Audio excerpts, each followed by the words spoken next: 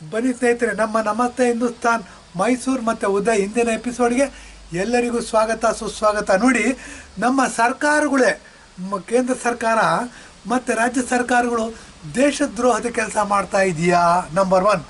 ಮತ್ತು ನಮ್ಮ ದೇಶವನ್ನು ಒಳಗಿನಿಂದಲೇ ಗೆದ್ದಲು ಹುಳ ಮರನ ತಿಂದುಬಿಡುತ್ತೆ, ಒಳಗಿಂದ ತಿಂದುಬಿಟ್ಟಿರುತ್ತೆ. ಹೊರಗಡೆ ಹಸಿರು ಕಾಣಿಸ್ತಾ ಇರುತ್ತೆ, ಒಂದೇ ಸರಿ ಧಡಾರ್ ಅಂತ ಬಿದ್ದೋಗ್ಬಿಡುತ್ತೆ. ಗೆದ್ದಲು ತಿಂತಾ ಇರುತ್ತೆ, ಒಳಗಡೆಯಿಂದ ತಿಂದುಬಿಟ್ಟಿರುತ್ತೆ, ಏನಿರಲ್ಲ. ಒಂದೇ ದಿವ್ಸಕ್ಕೆ ಬಿದ್ದೋಗ್ಬಿಡುತ್ತೆ. ಸಣ್ಣ ಮಗು ನೂಕಿದ್ರು ಬಿದ್ದೋಗುತ್ತೆ, ಸಣ್ಣ ಕಾಯಿಲೆ ಇರೋ ಮನುಷ್ಯ ನೂಕಿದ್ರು ಬಿದ್ದೋಗುತ್ತೆ. ಆ ಥರ ನಮ್ಮ ದೇಶ ಆಗ್ತಾ ಇದೆಯಾ?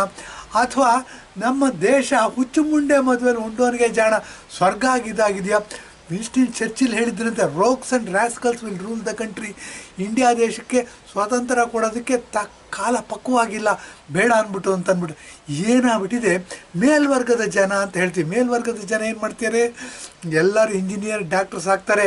ನೋಡಿ, ಅವ್ರನ್ನೆಲ್ಲ ಲಂಡನ್ಗೆ ಕಳಿಸ್ತಾರೆ ವಿದ್ಯಾಭ್ಯಾಸ ಮಾಡೋದಕ್ಕೆ, ಕೆಲಸಕ್ಕೆ ಅಮೆರಿಕಾ ಕಳಿಸ್ತಾರೆ, ದುಬೈಗೆ ಕಳಿಸ್ತಾರೆ, ಆಸ್ಟ್ರೇಲಿಯಾ ಕಳಿಸ್ತಾರೆ. ಉಳ್ಕೊಂಡಿರೋರು ಯಾರೋ ಪೋಲಿ ಪಟಿಂಗ್ರು ಉಳ್ಕೊತಾರೆ. ಹೆಂಗೋ 4ನೇ ಅಟೆಂಪ್ಟಲ್ಲೋ 5ನೇ ಅಟೆಂಪ್ಟಲ್ಲೋ BA BSc BCom ಮಾಡಿಬಿಟ್ಟಿರ್ತಾರೆ. ಮತ್ತು ಲಾಯರ್ ಪಾಸ್ ಮಾಡಿಬಿಟ್ಟಿರ್ತಾರೆ. ಈ ಲಾಯರ್ ಪಾಸ್ ಮಾಡೋರದ್ದು ಭಾಳ ತರಲೆ ಅವ್ರು, ಯಾಕೆಂದರೆ ಅಲ್ಪ ಸ್ವಲ್ಪ ಕಾನೂನು ಜ್ಞಾನ ಇರುತ್ತೆ. ಇವರೇನು ಮಾಡ್ತಾರೆ? ಕಾಳಿನ ಬೋಳಿನ ಕಾಳಿ ಮಾಡಿ ದುಡ್ಡನ್ನ ಸಂಪಾದಿಸ್ಬಿಡ್ತಾರೆ. ಈಗ ನೋಡಿ, ಮೈಸೂರಿನಲ್ಲಿ ಒಂದು ಲೋಕಲ್ ನ್ಯೂಸ್ ಪೇಪರ್ ಹೊಡುತ್ತೆ. ಆ ಲೋಕಲ್ ನ್ಯೂಸ್ ಪೇಪರ್ಲಿ ಮೊದಲನೇ ಪೇಜ್ ಕಲರ್ ಪ್ರಿಂಟ್ ಕೊಡಬೇಕು ಅಂತಂದರೆ 2 ಲಕ್ಷ ರೂಪಾಯಿ ಇದೆ ಚಾರ್ಜು. ಇನ್ನು ನಾವು ಯಾರು ಜನಸಾಮಾನ್ಯರು ಕೊಡೋಕ್ಕೆ ಆಗಲ್ಲ ರೀ.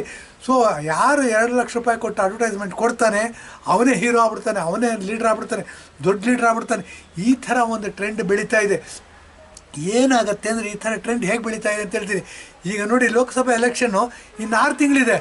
ಈ ಪುಡಾರಿಗಳು ವ್ಯಾಕ್ಸ್ ಅಂತೀವಿ ನಾವು. ಈ ನಾಯಿ ಬೊಗಳುತ್ತೆ, ಬರೀ ತಲೆ ಮಾತ್ರ ಬೊಗಳುತ್ತೆ, ಆದರೆ ಆಟ ಆಡೋದು ಬಾಲ ಜಾಸ್ತಿ. ಇದನ್ನು ವ್ಯಾಕ್ಸ್ ಅಂತಾರೆ. ನೋಡಿ, ಗಮನದಲ್ಲಿ ಇಟ್ಕೋಬೇಕು. ನಾಯಿ ಬೊಗಳೋದು ಮೂತಿಯಿಂದ ಬೊಗಳುತ್ತೆ, ಅದು ಶಬ್ದ ಅಲ್ಲಿಂದ ಬರುತ್ತೆ. ಆದರೆ ಮೂತಿಗಿಂತ ಜಾಸ್ತಿ ಬಾಲ ಅಲ್ಲಾಡೋದು ಮತ್ತು ಜಾಸ್ತಿ ಬಾಡಿ ಲ್ಯಾಂಗ್ವೇಜ್ನ ತೋರಿಸೋದು ಬಾಲ. ಸೊ ಆ ದೃಷ್ಟಿಯಿಂದ ವ್ಯಾಕ್ಸ್ ಯಾವಾಗಲೂ ಆಟಗಳನ್ನ ಜಾಸ್ತಿ ಆಡುತ್ತೆ. ಈ ದೃಷ್ಟಿಯಿಂದ ಈ ಹಿಂಬಾಲಕರು ಏನಿದ್ದಾರೆ ನೋಡಿ, ಇವ್ರದ್ದು ಯಾರ್ದು ಬರ್ತ್ಡೇನೇ ಇರೋದಿಲ್ಲ ರೀ. ಪೇಪರ್ಲಿ ಅಡ್ವರ್ಟೈಸ್ಮೆಂಟ್ ಕೊಡಬೇಕು, ಒಂದು ಹವಾ ಕ್ರಿಯೇಟ್ ಮಾಡಬೇಕು. ನಾನು ಬರೋವರೆಗೂ ಮಾತ್ರ ನಿನ್ನ ಹವಾ, ಬಂದಮೇಲೆ ನನ್ನ ಹವಾ ಅಂತ. ನೋಡಿ, ಸಿನಿಮಾದಲ್ಲಿ ಹಾಗೆ ಏನಾಗುತ್ತೆ, ಇವ್ರು ಹವಾ ಕ್ರಿಯೇಟ್ ಮಾಡೋದಕ್ಕೆ ಏನು ಮಾಡ್ತಾರೆ? ಹುಟ್ಟಿದ ಹಬ್ಬಗಳು ಎಲೆಕ್ಷನ್ ಟೈಮಲ್ಲೇ ಬಂದ್ಬಿಡುತ್ತೆ ಇವ್ರಿಗೆ. ಯಾರ್ಯಾರ್ದು ಹುಟ್ಟಿದ ಹಬ್ಬ ಇರೋದೇ ಇಲ್ಲ ರೀ. ಏನೋ ಡೇಟ್ ಕೊಟ್ಬಿಟ್ಟು ಹುಟ್ಟಿದ ಹಬ್ಬ ಅಂದ್ಬಿಟ್ಟು ಫುಲ್ ಕಲರ್ ಪೇಜ್ ಪ್ರಿಂಟ್ ಮಾಡಿಸ್ಬಿಡ್ತಾರೆ. ಇದು ಸಹ ಯಾಮಾರ್ಸೋಕ್ಕೆ, ಟೋಪಿ ಹಾಕೋಕ್ಕೆ, ಗಾಂಧಿ ಟೋಪಿ ಅಂತೀವಿ ನಾವು, ಟೋಪಿ ಹಾಕ್ತಾ ಅಂತೀವಿ. ಮೋಸ ಮಾಡೋದಕ್ಕೆ, ಟೋಪಿ ಹಾಕೋದಕ್ಕೆ, ಯಾಮಾರ್ಸೋದಕ್ಕೆ ಈ ಥರ ಟ್ಯಾಕ್ಟಿಕ್ಸ್, ಟೂಲ್ ಕಿಟ್ಸ್ಗಳನ್ನ ಉಪಯೋಗಿಸ್ತಾರೆ. ಟೂಲ್ ಕಿಟ್ ಅನ್ನೋದು ನೋಡಿ, ಮೊನ್ನೆ ಎಪಿಸೋಡಲ್ಲಿ ಮಾತಾಡಿದ್ದೆ. ಟೂಲ್ ಕಿಟ್ ಅಂದರೆ ಏನು ಅಂತಂದರೆ, ಸತ್ಯ ಏನೋ ಇರುತ್ತೆ, ಅದನ್ನು ತಿರ್ಚಿಬಿಟ್ಟು ತಮ್ಮ ಅನುಕೂಲಕ್ಕೆ ಉಪಯೋಗಿಸ್ಕೊಳ್ಳೋದು. ಇದನ್ನು ಟೂಲ್ ಕಿಟ್ ಅಂತಾರೆ. ಇದು ಸೋಷಿಯಲ್ ಮೀಡಿಯಾ ಮತ್ತು ಡಿಜಿಟಲ್ ಪ್ಲಾಟ್ಫಾರ್ಮಲ್ಲಿ ಭಾಳ ಹೆಸರು ತಗೊಂಡಿದೆ. ಈ ಥರ ಟೂಲ್ ಕಿಟ್ಗಳಾಗಿ ಮಾಡಿಬಿಡ್ತಾರೆ. ಜನಸಾಮಾನ್ಯರು ಯಾರು 2 ಲಕ್ಷ ಕೊಟ್ಟು ಒಂದು ದಿವಸದ ದಿನಪತ್ರಿಕೆಯಲ್ಲಿ 1 ಪೇಜ್ ಫುಲ್ ಕಲರ್ ಪ್ರಿಂಟ್ ಕೊಡೋಕ್ಕಾಗೋದಿಲ್ಲ ರೀ. ಯಾರೋ ಲಂಚ ಹೊಡೆದಿರ್ತಾನೆ ಅವನಿಗೆ ದೇಶ ಅನ್ನೋದೇ ದೇಶಭಕ್ತಿನೇ ಇರಲ್ಲ. ಬಡವ್ರನ್ನೆಲ್ಲ ಗೋಳೈಕತ್ತಿರ್ತಾರೆ. ಯಾರೋ ಎಲೆಕ್ಷನ್ ಟೈಮಲ್ಲಿ ಫ್ರೀ ಕೊಟ್ಬಿಡ್ತಾರೆ, ಬಸ್ ಫ್ರೀ ಮಾಡಿಬಿಡ್ತಾರೆ, 2,000 ರೂಪಾಯಿ ಎಲೆಕ್ಷನ್ ಫ್ರೀ. ಹೌದು, ಕೊಡೋದೇ ಇಲ್ಲ, ಕೊಡೋಕ್ಕಾಗೋದೇ ಇಲ್ಲ. ನುಡಿದಂತೆ ನಡೆಯುತ್ತೆ ಅಂತ ಸರ್ಕಾರಿ ಬಸ್ಗಳನ್ನು, ಅವ್ರದ್ದೇ ಬಸ್ಗಳು ಹಾಕ್ಕೊಂಡು ಸುತ್ತಾ ಇರ್ತಾರೆ. ಇದು ನಮ್ಮ ದೇಶದಲ್ಲಿ ನಡೀತಿರ್ತಕ್ಕಂಥ ಅತ್ಯಂತ ಭಂಡತನದ ರಾಜಕೀಯ. ಇದನ್ನು ನಾವು ಕೊನೆಗಾಣಿಸ್ಬೇಕು ಅಂತಂದರೆ ನೋಡಿ, ಏನು ಅಂತಂದರೆ ಸರ್ಕಾರಗಳೇ ಮೋಸ ಮಾಡ್ತಾ ಇದೆ ನಮ್ಮನ್ನು. ಸರ್ಕಾರ ಅಂತಂದರೆ ಇಲ್ಲಿ ಯಾರು ಮುಖ್ಯಮಂತ್ರಿಯಾಗಿ ಗೆಲ್ತಾರೆ, ಯಾರು ಪ್ರಧಾನಮಂತ್ರಿಯಾಗಿ ಗೆಲ್ತಾರೆ, ಯಾರು MPಗಳಿದ್ದಾರೆ, ಯಾರು MLAಗಳು, ಎಲ್ಲರ ಬಗ್ಗೆನೂ ಈ ಮಾತು ಅನ್ವಯಿಸೋದಿಲ್ಲ. ಯಾರು ಇದರ ಲಾಭವನ್ನು ತಗೊಂಡು ಅತ್ಯಂತ ಶ್ರೀಮಂತರಾಗಿದ್ದಾರೆ ಅಂಥವ್ರಿಗೆ ಮಾತ್ರ ಅನ್ವಯಿಸುತ್ತೆ. ಇದು ಎಲ್ಲರಿಗೂ ಅನ್ವಯಿಸೋದಿಲ್ಲ. ದಯವಿಟ್ಟು ಇದನ್ನು ಗಮನದಲ್ಲಿ ಇಟ್ಕೊಳ್ಳಿ. ಯಾಕೆಂದರೆ ಯಾರಾದರೂ ನಾಳೆ ನಮ್ಮ ಮೇಲೆ ಕೇಸ್ ಹಾಕ್ಬಿಡ್ಬೋದು, ದೇಶದ್ರೋಹದ ಕೇಸ್ ಹಾಕ್ಬಿಟ್ಟು ನನ್ನ ಜೈಲಿಗೆ ಕಳಿಸ್ಬಿಡ್ಬೋದು. ಅದು ರಾಜಕೀಯ ವ್ಯಕ್ತಿಗಳಿಗೆ ಬಹಳ ಈಸಿ. ಆ ದೃಷ್ಟಿಯಿಂದ ಹೇಳ್ತೀನಿ, ಎಲ್ಲರಿಗೂ ಅನ್ವಯಿಸೋದಿಲ್ಲ. ಇದು ದೇಶಭಕ್ತರು ಇದ್ದಾರೆ, ದೇಶಕ್ಕೂ ಒಳ್ಳೆ ಕೆಲಸ ಮಾಡೋರಿದ್ದಾರೆ. ಆದರೂ ಸಹ ಎಲ್ಲಿ ಕೆಟ್ಟದಾಗ್ತಾ ಇದೆ ಅದರ ಬಗ್ಗೆ ಮಾತ್ರ ಮಾತಾಡ್ತೀವಿ. ಆ ದೃಷ್ಟಿಯಿಂದ ನಮ್ಮ ಸರ್ಕಾರಗಳೇ ದೇಶದ್ರೋಹದ ಕೆಲಸ ಮಾಡ್ತಾ ಇದೆಯಾ? ನಮ್ಮ ಸರ್ಕಾರಗಳೇ ನಮ್ಮ ಒಗ್ಗಟ್ಟನ್ನು ಮುರಿತಾ ಇದೆಯಾ? ನಮ್ಮ ಸರ್ಕಾರಗಳೇ ದೇಶ ಪ್ರೇಮವನ್ನು ಕಡಿಮೆ ಮಾಡ್ತಕ್ಕಂಥ ಕೆಲಸ ಮಾಡ್ತಿದೆಯಾ ಅನ್ನೋ ಸಂಶಯ ಬಂದಾಗ ಇದಕ್ಕೆ ಉತ್ತರ ಹುಡುಕೋತಾ ಹೋದರೆ ಹೌದು ಅನ್ನೋ ಇದು ಸಿಗುತ್ತೆ. ಇದಕ್ಕೆ ಕೆಲವು ಸಾಕ್ಷಿಗಳನ್ನ ಒದಗಿಸ್ತಕ್ಕಂಥ ಪ್ರಯತ್ನವನ್ನು, ಪುಟ್ಟ ಪ್ರಯತ್ನ ಇದು, ಆದರೆ ಬಹಳ ತೀವ್ರತರವಾಗಿರ್ತಕ್ಕಂಥ ಪ್ರಯತ್ನವನ್ನು ಇಲ್ಲಿ ಮಾಡ್ತಾಯಿದ್ದೀವಿ. ನೋಡಿ, ನಮ್ಮ ದೇಶದಲ್ಲಿ ಸ್ವಾತಂತ್ರ್ಯ ಬಂದ ಆಜಾದಿ ಕಾ ಅಮೃತ್ ಮಹೋತ್ಸವ ಅಂತ ನರೇಂದ್ರ ಮೋದಿಯವರು ಕರೆ ಕೊಟ್ಟಿದ್ದಾರೆ. ಸೆಲೆಬ್ರೇಟ್ ಮಾಡ್ತಾ ಇದ್ವಿ 75ನೇ ವರ್ಷ. ಏನಾಗಿದೆ 75 ವರ್ಷಗಳಲ್ಲಿ 65 ವರ್ಷ ಕಾಂಗ್ರೆಸ್ಸೇ ರೂಲ್ ಮಾಡ್ತು. 65 ವರ್ಷ 60 ವರ್ಷ ಕಾಂಗ್ರೆಸ್ ರೂಲ್ ಮಾಡ್ತು ಅಂತಂದರೆ ಪಾಪಗಳು ಏನಿದೆ, ಪಾಪದ ಕೂಡ ಏನಿದೆ ಅದು ಜಾಸ್ತಿ ಕಾಂಗ್ರೆಸ್ನವರು ಹೊರಬೇಕಾಗತ್ತೆ. ಇದು ಖಂಡಿತವಾಗಿರ್ತಕ್ಕಂಥ ಸತ್ಯ. ಇದನ್ನು ಗಮನದಲ್ಲಿಟ್ಕೋಬೇಕು. ಎಲ್ಲ ಕಾಂಗ್ರೆಸ್ ಕಾರ್ಯಕರ್ತರಿಗೂ, ಯಾರ್ಯಾರು ಕಾಂಗ್ರೆಸ್ ವೋಟ್ ಹಾಕಿದ್ದಾರೆ ಅವರೆಲ್ಲರಿಗೂ ಕರೆ ಕೊಡ್ತಿದ್ದೀವಿ, ಬನ್ನಿ ನಮ್ಮ ಈ ಎಪಿಸೋಡನ್ನ ನೋಡಿ ಅಂತ. ನೋಡಿ, ನಾವು ಮದುವೆ ಆಗಿದ್ದೀವಿ, ಮದುವೆ ಆದಮೇಲೆ ಸಂಸಾರ ಮಾಡ್ತಾ ಇರ್ಬೇಕಾದ್ರೆ ಮಕ್ಕಳು ಹುಟ್ಟುತ್ತವೆ. ಮಕ್ಕಳು ಹುಟ್ಟಿದ ಮೇಲೆ ಕೆಲವರು LKG ಸೇರಿಸ್ತಾರೆ, UKG ಸೇರಿಸ್ತಾರೆ, ಫಸ್ಟ್ ಸ್ಟ್ಯಾಂಡರ್ಡ್ ಸೇರಿಸ್ತಾರೆ.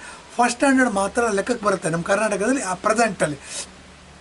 ಈ ಫಸ್ಟ್ ಸ್ಟ್ಯಾಂಡ್ ಅಪ್ಲಿಕೇಶನ್ ಭರ್ತಿ ಮಾಡಬೇಕು ಅಂತಂದರೆ ಒಂದು ಫಾರಮ್ ಕೊಡ್ತಾರೆ ಅಪ್ಲಿಕೇಶನಲ್ಲಿ. ಅದು ಎಜುಕೇಷನ್ ಡಿಪಾರ್ಟ್ಮೆಂಟು ಅವರೇನು ಮಾಡಿರ್ತಾರೆ, ನಾನು ಸಂವಿಧಾನ ಕಾಪಾಡ್ತೀನಿ ಅಂತ ಅಂದ್ಬಿಟ್ಟು ಪ್ರಮಾಣ ವಚನ ತಗೊಂಡು ಮಿನಿಸ್ಟರ್ ಆಗಿರ್ತಾರೆ. ಅದ್ರ ಕೈ ಕೆಳಗಿರ್ತಕ್ಕಂಥ ಒಂದು ಇಲಾಖೆ ಅವರು ಅಪ್ಲಿಕೇಶನ್ನ ಪ್ರಿಂಟ್ ಮಾಡಿಕೊಡ್ತಾರೆ. ಅಪ್ಲಿಕೇಶನ್ ಭರ್ತಿ ಮಾಡಬೇಕಾಗುತ್ತೆ. ಯಾರು ಭರ್ತಿ ಮಾಡ್ತಾರೆ? 1ನೇ ಕ್ಲಾಸ್ ಹುಡುಗರು ಭರ್ತಿ ಮಾಡಲ್ಲ, ಅಪ್ಪ ಅಮ್ಮನೇ ಕೂತ್ಕೊಂಡು ಭರ್ತಿ ಮಾಡಬೇಕು. ಇಲ್ಲ ಅಂದರೆ ಸ್ಕೂಲ್ ಮೇಸ್ಟ್ರುಗಳು ಭರ್ತಿ ಮಾಡ್ತಾರೆ, ಮಕ್ಕಳುಗಳ ಪರವಾಗಿ, ಅಪ್ಪ ಅಮ್ಮನ ಪರವಾಗಿ. ಇರಲಿ, ಇದು ಸೈಡಿನ ವಿಷಯ. ಏನಾಗುತ್ತೆ ಈ ಥರ ಅಪ್ಲಿಕೇಶನ್ ಭರ್ತಿ ಮಾಡಬೇಕು, ಸ್ಕೂಲ್ ಅಡ್ಮಿಷನ್ ಮಾಡಬೇಕು ಅಂದರೆ ಮೊದಲನೇ ಕಾಲಮ್ ಏನು ಮಾಡ್ತಾರೆ, ನೀನು ಇಂಡಿಯನ್ನ ಅಂತ ಕೇಳ್ತಾರೆ. ಎಸ್, ನಾವು ಇಂಡಿಯನ್ ಅಂತ ಬರಿತೀವಿ. ನೆಕ್ಸ್ಟ್ ಕಾಲಮಲ್ಲಿ ಏನು ಕೇಳ್ತಾರೆ, ನೆಕ್ಸ್ಟ್ ಸ್ಟೆಪ್ಪಲ್ಲಿ ನೀವು ಹಿಂದೂನಾ, ಕ್ರಿಶ್ಚಿಯನ್ನ, ಮುಸ್ಲಿಮ ಅಂತ ಕೇಳ್ತಾರೆ. ಹಿಂದೂ ಅಂತ ಬರಿತೀವಿ ನಾವು. ಆಮೇಲೆ ಏನು ಮಾಡ್ತಾರೆ, 3ನೇ ಸ್ಟೆಪ್ಪಲ್ಲಿ ಹಿಂದೂ ಅಂತ ಬರೆದ ಮೇಲೆ ನೀವು ಯಾವ ರಿಲಿಜಿಯನ್ ಅಂತ ಕೇಳ್ತಾರೆ, ಕ್ಯಾಸ್ಟ್ ಅಂತ ಕೇಳ್ತಾರೆ. ನಾವು ಬ್ರಾಹ್ಮಣರು ಅಂತ ಬರಿತೀವಿ. ಬ್ರಾಹ್ಮಣರು ಅಂತ ಕೇಳಿದ ಮೇಲೆ ಸಬ್ ಕ್ಯಾಸ್ಟ್ ಏನು ಅಂತ ಬರೀತಾರೆ. ಅಲ್ಲಿ ಸಬ್ ಕ್ಯಾಸ್ಟ್ ಏನು ಅಂತ ಬರೆದ ಮೇಲೆ ನಾವು ಸ್ಮಾರ್ಥನೋ, ವೈಷ್ಣವನೋ, ಶ್ರೀ ವೈಷ್ಣವನೋ ಬರಿತೀವಿ. ಹೀಗೇನಾಗುತ್ತೆ, ಹಿಂದೂಗಳನ್ನ ಪ್ರಚಂಡವಾಗಿ ಡಿವೈಡ್ ಮಾಡಿಬಿಟ್ಟಿದ್ದಾರೆ. ಕ್ರಿಶ್ಚಿಯನ್ರು ಕೇಳೋದಿಲ್ಲ ರೀ ಇದನ್ನು, ಮತ್ತು ಮುಸಲ್ಮಾನರು ಕೇಳೋದಿಲ್ಲ. ಯಾಕೆ ಕೇಳೋದಿಲ್ಲ ಅಂತಂದರೆ 60 ವರ್ಷಗಳ ಹಿಂದೆ ನಮ್ಮ ಸಂವಿಧಾನ ಬರೆದ್ರಲ್ಲ, ಸಂವಿಧಾನ ಬರೆದ ಸಮಿತಿ, ಸಂವಿಧಾನ ಬರೆತಕ್ಕಂಥ ಸಮಿತಿನಲ್ಲಿ ಮುಖ್ಯಸ್ಥರಾಗಿರ್ತಕ್ಕಂಥ ಡಾಕ್ಟರ್ ಅಂಬೇಡ್ಕರ್ ಅವರು ಇವರು ಮಾಸ್ ಲೀಡರು. ಕಾಸ್ಟ್ ಲೀಡರ್ ಬೇಕಾಗುತ್ತೆ. ಮಹಾತ್ಮ ಗಾಂಧಿ ಒಬ್ಬರು mass leader, caste leader. Jawaharlal Nehru ಪ್ರಧಾನಮಂತ್ರಿ ಆಗ್ಬಿಟ್ಟಿರ್ತಾರೆ. ಅವ್ರು ಹೇಳಿದ್ದೇ ಮಾತು, ಅವ್ರು ಹೇಳಿದ್ದೇ ರೂಲ್ಸು, ಆಡಿದ್ದೇ ಆಟ, ಹೂಡಿದ್ದೇ ಲಗ್ಗೆ ಅಂತ ಅಂದ್ಬಿಟ್ಟು ಏನು ಮಾಡ್ತಾರೆ ಇವರು, ರೂಲ್ಸ್ನ ಅಧಿಕಾರ ಎಲ್ಲ ಇವ್ರ ಕೈ ಕೆಳಗಿರುತ್ತೆ. ಈ ಥರ ನೀರನ್ನ ಹಾರಿದೋಗಕ್ಕೆ ದಾರಿ ಮಾಡ್ದಂಗೆ ಫಾರಮ್ಗಳಲ್ಲಿ ಮಾಡಿಬಿಡ್ತಾರೆ. ಹಿಂದೂ ಅಂತ ಬರೆದ್ರೆ ಡಿವೈಡ್ ಮಾಡ್ತಾ ಮಾಡ್ತಾ ಮಾಡ್ತಾ ಮಾಡ್ತಾ ಹೋಗಿ ಒಂದು ಸ್ಪೂನ್ ನೀರು ಸಿಗೋದಿಲ್ಲ, ಅಷ್ಟು ಡಿವೈಡ್ ಮಾಡಿಬಿಡ್ತಾರೆ ನೀರನ್ನ. ಆದರೆ ಮುಸ್ಲಿಮ್ ಅಂತ ಬರೆದ ಮೇಲೆ ಮತ್ತೆ ಸಬ್ ಕ್ಯಾಸ್ಟ್ ಕೇಳೋದಿಲ್ಲ, ನಿಮ್ಮ ಕ್ರಿಶ್ಚಿಯಾನಿಟಿ ಅಂತ ಕೇಳಿದ್ಮೇಲೆ ಸಬ್ ಕ್ಯಾಸ್ಟ್ನೇ ಕೇಳೋದಿಲ್ಲ, ಅವ್ರು ಬರೆಯೋದು ಇಲ್ಲ. ಹೀಗಾಗಿ ಏನಾಯಿತು, ಯಾರು ನಾವು ಹಿಂದೂಗಳಿದ್ವಿ ಮೈನಾರಿಟಿ ಆಗ್ಬಿಟ್ವಿ, ನಾವು ಸೆಕೆಂಡ್ ಗ್ರೇಡ್ ಸಿಟಿಸನ್ ಆಗ್ಬಿಟ್ವಿ. ನಾವು ಯಾರು ಮುಸ್ಲಿಮರಿದ್ದರು, ಯಾರು ಕ್ರಿಶ್ಚಿಯನ್ರಿದ್ದರು, ಅವ್ರು ನೋಡಿ ಮೈನಾರಿಟಿ ಇದ್ದರೂ ಸಹ ಅಪೀಸ್ಮೆಂಟ್ ಪಾಲಿಟಿಕ್ಸ್ ಮಾಡ್ತಾ ಮಾಡ್ತಾ ಅವ್ರು ಒಗ್ಗಟ್ಟಾದರು, ಎಲೆಕ್ಷನ್ ವೋಟ್ ಬ್ಯಾಂಕ್ ಆದರು ಅವರು. ಹೀಗಾಗಿ ಹಿಂದೂಗಳು ಡಿವೈಡ್ ಆಗಿ ನಾವೇನಾದ್ವಿ, ಹಿಂದೂಗಳು ವಿರೋಧಿ ಆದ್ವಿ. ಹಿಂದೂಗಳು ವಿರೋಧಿ ಹೇಗಾದ್ವಿ ಅಂತ ಹೇಳ್ತೀರಿ ಬನ್ನಿ ನೋಡಿ. 5 ವರ್ಷನೂ ಕರ್ನಾಟಕದಲ್ಲಿ ಮುಖ್ಯಮಂತ್ರಿ ಆಗ್ತಾರೆ ಅವರು. ಟಿಪ್ಪು ಜಯಂತಿ ಮಾಡ್ತಾರೆ, ಟಿಪ್ಪು ಮೈಸೂರು ಟೈಗರ್ ಅಂತ ಹೇಳ್ತಾರೆ, ಜಯಂತಿ ಮಾಡ್ತಾರೆ. ಆದರೆ ಎಲೆಕ್ಷನ್ ಬಂದಾಗ ನಾನು ಸಿದ್ದರಾಮಯ್ಯ, ನನ್ನ ಹೆಸರು ರಾಮ ಇದ್ದಾನೆ, ನಾನು ಹಿಂದೂ ಅಂತ ಹೇಳ್ತಾರೆ. ಇದು ನೋಡಿ ನಮ್ಮ ಹಿಂದೂಗಳು ಕನ್ಫ್ಯೂಸ್ಡ್ ಆಗಿರೋದಕ್ಕೆ ಬಹಳ ದೊಡ್ಡ ಉದಾಹರಣೆ. ಅವರು ರಾಜಕಾರಣಿಗಳು ಏನೂ ಇರೋದಿಲ್ಲ ದುಡ್ಡು. 60ನೇ ಇಸ್ವಿ ಲೆಕ್ಕ ಅದು ಇಟ್ಕೊಂಡ್ರೆ 500-600 ರೂಪಾಯಿ ತಿಂಗಳು ಕಷ್ಟಪಡ್ತಿರ್ತಾರೆ. ಇವತ್ತು 10,000 ಕೋಟಿ, 20,000 ಕೋಟಿ, 50,000 ಕೋಟಿ, 1 ಲಕ್ಷ ಕೋಟಿ, ಅರ್ಧ ಬೆಂಗಳೂರೇ ಇವ್ರದ್ದು. ಮೆಡಿಕಲ್ ಕಾಲೇಜ್ ಮಾಡ್ತಾರೆ, ಇಂಜಿನಿಯರಿಂಗ್ ಕಾಲೇಜ್ ಮಾಡ್ತಾರೆ. ಅದ್ಯಾರೋ ತಮಿಳ್ನಾಡಿಂದ ಬಂದು ದೇವಸ್ಥಾನ ಕಟ್ಕೊಂಡು ಮೆಡಿಕಲ್ ಕಾಲೇಜ್ ಕಟ್ತಾರೆ, ಅವ್ರ ಜೊತೆ ಪಾರ್ಟ್ನರ್ ಆಗ್ಬಿಡ್ತಾರೆ. ಏನಾಗುತ್ತೆ ಅಂದರೆ, ಕೊತ್ವಾಲ್ ರಾಮಚಂದ್ರ ರೌಡಿ ರೀ, ಅವನಿಗೆ ಎಣ್ಣೆ ಸಪ್ಲೈ ಮಾಡ್ತಿದ್ರಂತೆ, ಸಿಗರೇಟ್ ಕೊಡ್ತಿದ್ರಂತೆ, ಅವರು ಮಂತ್ರಿಗಳಾಗ್ಬಿಡ್ತಾರೆ. ಎಲ್ಲಿಗೆ ಬಂದಿದೆ ನಮ್ಮ ದೇಶದ ರಾಜಕೀಯ ವ್ಯವಸ್ಥೆ? ಇದಕ್ಕೆ ನೋಡಿ ಮೇಲ್ವರ್ಗದ ಜನರನ್ನು ಬ್ಲೇಮ್ ಮಾಡಬೇಕಾಗತ್ತೆ. ಏನು ಅಂದರೆ ಇವರು ತಮ್ಮ ಜೀವನ, ತಮ್ಮ ಮನೆ ಅಷ್ಟಕ್ಕೆ ಸೀಮಿತವಾಗಿ ಇಟ್ಕೊಂಡು ಮಕ್ಕಳನ್ನ MBBS ಓದಿಸ್ತಾರೆ, ಇಂಜಿನಿಯರಿಂಗ್ ಓದಿಸ್ತಾರೆ, ಲಂಡನ್ಗೆ ಕಳಿಸ್ತಾರೆ, ಅಮೆರಿಕಾ ಕಳಿಸ್ತಾರೆ, ಆಸ್ಟ್ರೇಲಿಯಾ ಕಳಿಸ್ತಾರೆ, ದುಬೈ ಕಳಿಸ್ತಾರೆ. ಉಳ್ಕೊಂಡಿರೋರು ಯಾರು? 4ನೇ ಅಟೆಂಪ್ಟಲ್ಲ, 5ನೇ ಅಟೆಂಪ್ಟಲ್ಲ BA ಪಾಸ್ ಮಾಡಿರೋರು, BCom ಪಾಸ್ ಮಾಡಿರೋರು, ಮತ್ತು ಲಾಯರ್ ಬಿಡಿ, ಏನು ಅಂತ ಸ್ಕೂಲ್ಗೆ ಹೋಗ್ದೇನೂ ಮಾಡ್ಬೋದು, ಅಂಥ ಎಜುಕೇಷನ್ ಸಿಸ್ಟಮ್ ಎಲ್ಲ ಬಂದಿದೆ. ಏನಾಗುತ್ತೆ, ಇವರು ಒಂದು ಕೊಡ ಒಳ್ಳೆ ನೀರು ತುಂಬೋದು, ಕೊಚ್ಚೆ ನೀರು ತುಂಬೋದು. ಕೊಚ್ಚೆ ನೀರು ತುಂಬಿದ್ರೆ ಏನಾಗುತ್ತೆ, ಅದು ನಾರಕ್ಕೆ ಶುರುವಾಗುತ್ತೆ. ಅಕ್ಕಪಕ್ಕದಲ್ಲೆಲ್ಲ ಕೆಟ್ಟ ವಾಸನೆ ಹೊಡೆಯುತ್ತೆ. ಹಾಗೆ ನಮ್ಮ ದೇಶದ ವ್ಯವಸ್ಥೆ ಕುಲಿಗೆಟ್ಟು ಹೋಗಿದೆ. ಏನು ವಿನ್ಸ್ಟನ್ ಚರ್ಚಿಲ್ಲು 40ರ ದಶಕದಲ್ಲಿ ಹೇಳಿದರು ಅದು ಸತ್ಯ ಆಗ್ತಾ ಇದೆ. ಬನ್ನಿ, ಇದು ಆಗಬಾರ್ದು, ಇದು ಮಾಡಬಾರ್ದು ಅಂತಂದರೆ ನಾವು ನೀವರೆಲ್ಲ ಪ್ರಬುದ್ಧರಾಗಬೇಕು. ನಾವು ಯಾರು 70% ಜನ ಇದ್ದೀವಿ, ನಾವು ಮೇಲ್ವರ್ಗದ ಜನ ಅಂತ ಹೇಳಿಸ್ಕೊಳ್ಳೋರು. ನಾವು ವೋಟ್ ಬ್ಯಾಂಕ್ ಆಗಬೇಕು. ವೋಟ್ ಬ್ಯಾಂಕ್ ಆಗಿ ನೋಡಿ, ನರೇಂದ್ರ ಮೋದಿಯವರು ಆಜಾದಿ ಕಾ ಅಮೃತ್ ಮಹೋತ್ಸವ ದೇಶನ ಸಮರ್ಥ ಮಾಡಬೇಕು. ನಾವು ವಿಶ್ವದಲ್ಲಿ 4ನೇ ಆರ್ಥಿಕ ದೊಡ್ಡ ಶಕ್ತಿಯಾಗಿ ಬೆಳೆದಿದ್ದೀವಿ. ಮತ್ತು ಅವ್ರು ಹೇಳ್ತಾರೆ ನಾವು $4 ಟ್ರಿಲಿಯನ್ $5 ಟ್ರಿಲಿಯನ್ ಪ್ರಪಂಚದ ಮೂರರಲ್ಲಿ ಒಬ್ಬರಾಗ್ತೀವಿ ಅಂತ. ಮೂರನೇದು ಅಂತ ಹೇಳ್ತಿಲ್ಲ ಅವರು, ಮೂರರಲ್ಲಿ ದೊಡ್ಡ ಆರ್ಥಿಕ ಶಕ್ತಿಯಾಗಿ, ಮೊದಲನೇದಾಗ್ಬೋದು ಎರಡನೇದಾಗ್ಬೋದು, ಆ ದೊಡ್ಡ ಆರ್ಥಿಕ ಶಕ್ತಿ ಆಗ್ತೀವಿ 25 ವರ್ಷಗಳಲ್ಲಿ ಅಂತ ಹೇಳ್ತಾರೆ. ಅಂಥ ಪುಣ್ಯಾತ್ಮನ, ಅಂಥ ಇದನ್ನು ನಿಮ್ಮ ಕಣ್ಮುಂದೆ ನೋಡ್ತಾ ಇದ್ದೀವಿ ನಾವು. ಅವರ ಬದುಕಿನ ಜೊತೆಗೆ ನಮ್ಮ ಬದುಕನ್ನು ಬದುಕ್ತಾ ಇದ್ದೀವಿ. ನಾವು ಅವ್ರನ್ನ ಗೆಲ್ಲೋ ಹಾಗೆ ನೋಡ್ಕೋಬೇಕು, ಅವ್ರಿಗೆ ಬರದ ಹಾಗೆ ನೋಡ್ಕೋಬೇಕು. ಆ ದೃಷ್ಟಿಯಿಂದ ನರೇಂದ್ರ ಮೋದಿಯವರ ಮುಖ ನೋಡಿಕೊಂಡು 2024ರಲ್ಲಿ ಲೋಕಸಭಾ ಎಲೆಕ್ಷನ್ ಬರ್ತಾ ಇದೆ. ಅಭ್ಯರ್ಥಿಗಳು ಯಾರೇ ಇರ್ಬೋದು, ಏನಾಗುತ್ತೆ, ಅಭ್ಯರ್ಥಿಗಳು ಸಾಕಷ್ಟು ಒಳ್ಳೆಯ ಅಭ್ಯರ್ಥಿಗಳು ಬರ್ತಾ ಇದ್ದಾರೆ. ಈಗ ಏನೊಂದು ನಿದ್ದೆ ಮಾಡ್ತಿರ್ತಾರೆ, ಕೈ ಎತ್ತಿ ತಕ್ಷಣ ಕೈ ಎತ್ತೋ ಕಾಲ ಹೊರಟೋಗಿದೆ. ಈಗ ಜನಗಳು ಸಹ ಸೋಷಿಯಲ್ ಮೀಡಿಯಾ ಬಂದಿರೋದ್ರಿಂದ ತುಂಬ ವಿದ್ಯಾವಂತರಾಗ್ತಾ ಇದ್ದಾರೆ. ಮತ್ತು ಏನು ಟಿ ವಿನಲ್ಲಿ ಬರೋದನ್ನೆಲ್ಲ ಸತ್ಯ ಅಂತ ನಂಬೋದಿಲ್ಲ, ನಂಬರ್ 1. ಮತ್ತು ಪ್ರಿಂಟ್ ಮೀಡಿಯಾದಲ್ಲಿ ದಿನಪತ್ರಿಕೆ ಇರ್ಬೋದು, ಪಾಕ್ಷಿಕ ಇರ್ಬೋದು, ವಾರಪತ್ರಿಕೆ ಇರ್ಬೋದು, ಇದರಲ್ಲಿ ಏನು ಬರುತ್ತೆ ಅದನ್ನೆಲ್ಲ ಸತ್ಯ ಅಂತ ನಂಬೋ ಕಾಲ ಹೊರಟೋಗ್ಬಿಟ್ಟಿದೆ. ಯಾಕೆ ಅಂತಂದರೆ ಫಿಂಗರ್ ಟಿಪ್ಸಲ್ಲಿ ನಮಗೆ ಪ್ರಪಂಚದ ಯಾವುದೇ ಮೂಲೆಯಲ್ಲಿ ಏನೇ ನಡೆದ್ರೂ ಫಸ್ಟ್ ಇನ್ಫಾರ್ಮೇಷನ್ ಸಿಗುತ್ತೆ. ಗೂಗಲ್ಗೆ ಥ್ಯಾಂಕ್ಸ್ ಹೇಳಬೇಕು, ಇದರಲ್ಲಿ ಫೇಸ್ಬುಕ್ಗೆ ಥ್ಯಾಂಕ್ಸ್ ಹೇಳಬೇಕು, ವಾಟ್ಸಪ್ಗೆ ಥ್ಯಾಂಕ್ಸ್ ಹೇಳಬೇಕು. ಇಂಥ ಪರಿಸ್ಥಿತಿ ಬಂದಿರೋದ್ರಿಂದ ನಮ್ಮ ದೇಶದ ಪರಿಸ್ಥಿತಿನೂ ಬದಲಾವಣೆ ಆಗಿದೆ. ನರೇಂದ್ರ ಮೋದಿಯವರು ಅತ್ಯಂತ ಸ್ಟ್ರಾಂಗ್ ಲೀಡರಾಗಿ ಹೊರಹೊಮ್ಮಿದ್ದಾರೆ. 2014ರಲ್ಲಿ ಎಲೆಕ್ಷನ್ ಗೆಲ್ತಾರೆ ಅವರು, 2019ರಲ್ಲಿ ಗೆಲ್ತಾರೆ. 2024ರಲ್ಲೂ BJP 350 ಸೀಟ್ಗಿಂತ ಜಾಸ್ತಿ ತೊಗೊಳುತ್ತೆ, 400ಕ್ಕಿಂತ ಜಾಸ್ತಿ ಸೀಟ್ ತೊಗೋತಾರೆ ಅಂತ ಅಂದ್ಬಿಟ್ಟು ಬೇರೆ ಬೇರೆ ದೇಶದ ಎಕ್ಸಿಟ್ ಪೋಲ್ಗಳು ವಿಷಯಗಳು ಬರ್ತಾಯಿದೆ. ಇದು ಸತ್ಯ ಆಗಲಿ, ನಾವು ಸಹ ಇದಕ್ಕೆ ಪೂರಕವಾಗಿ ಕೆಲಸ ಮಾಡೋಣ, ನಮ್ಮ ದೇಶವನ್ನು ಸ್ಟ್ರಾಂಗ್ ಮಾಡೋಣ.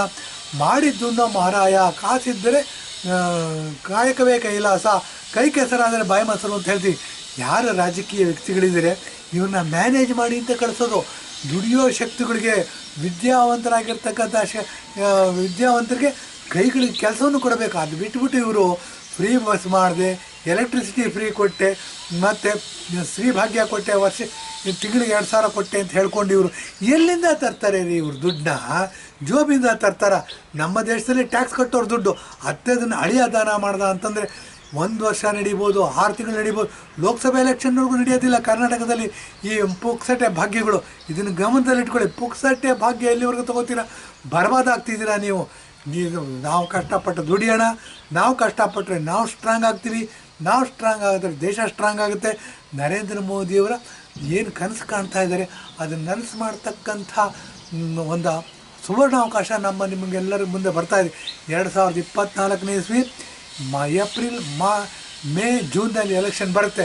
ಬನ್ನಿ ನಾವು ದೇಶಭಕ್ತರಾಗೋಣ. ಸ್ಟ್ರಾಂಗ್ ದೇಶವನ್ನು ಕಟ್ಟೋದಕ್ಕೆ ಪೂರಕವಾದ ವಾತಾವರಣ ಯಾರು ನಿರ್ಮಿಸ್ತಾ ಇದ್ದಾರೆ ಅವ್ರನ್ನ ಬೆಂಬಲಿಸೋಣ, ಅವ್ರಿಗೆ ವೋಟ್ ಹಾಕೋಣ, ಅವ್ರಿಗೆ ಸಪೋರ್ಟ್ ಮಾಡೋಣ, ಅವ್ರಿಗೆ ಕ್ಯಾನ್ವಾಸ್ ಮಾಡೋಣ ಅಂತ ಹೇಳಿ ಎಪಿಸೋಡ್ ಮುಗಿಸ್ತಾ ಇದ್ದೀನಿ. ಧನ್ಯವಾದ, ನಮಸ್ಕಾರ.